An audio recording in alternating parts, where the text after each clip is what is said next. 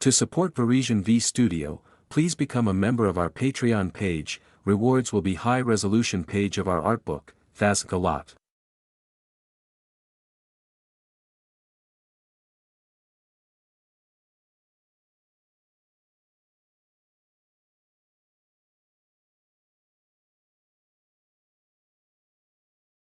Welcome back to Version V Studio. In this section, we will dive into how we design the mecha neck. This part which connects the head and the torso have its own function.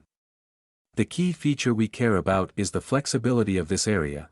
It can move forward, backward and rotate along the axis. The neck structure will be formed from 3 main sections. If the movement is more complex, we will need more section.